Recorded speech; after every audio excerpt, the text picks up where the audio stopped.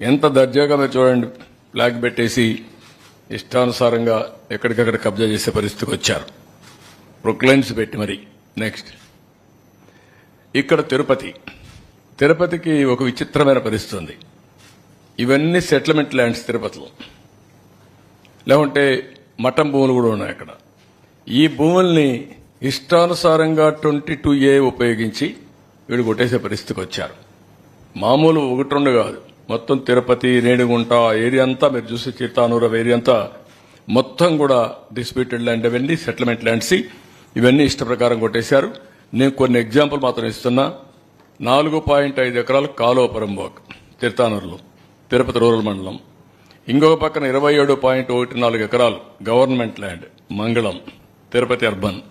3.3 ఎకరాలు కుంటపరంబోక్ in Damineedu, Tirupati rural మండలం.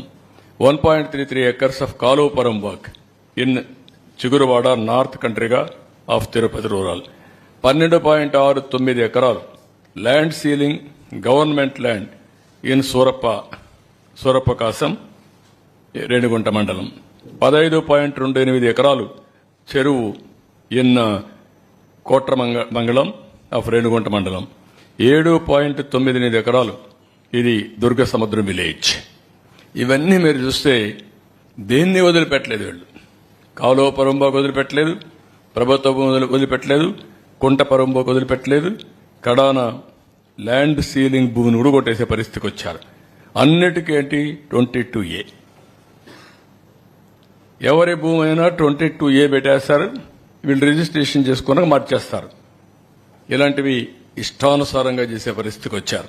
నెక్స్ట్ ఇది చిత్తూరులో 782 ఎకరాల భూమి. Violation of estate abolition act 1948. Combined ఆంధ్రప్రదేశ్లో నేను రెవెన్యూ మినిస్టర్గా ఉన్నప్పుడు నేను ఆలోచించేవాడిని. అప్పుడు అక్కడ ఒక ఏడీబీ రెడ్డి అని ఒక అతను ఉండేవాడు. సెటిల్మెంట్ ఆఫీస్ నెల్లూరులో ఒక ఆఫీస్ ఉండేది. ఆయన పని ఎవరికి భూమి కావాలో రాయిచ్చేవాడు.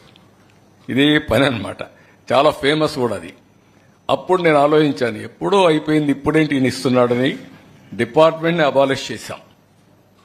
డిపార్ట్మెంట్ని అబాలిష్ చేసిన తర్వాత చట్టంలో ఉన్నా కూడా ఆ భూమి చెందవలసింది గవర్నమెంట్కి.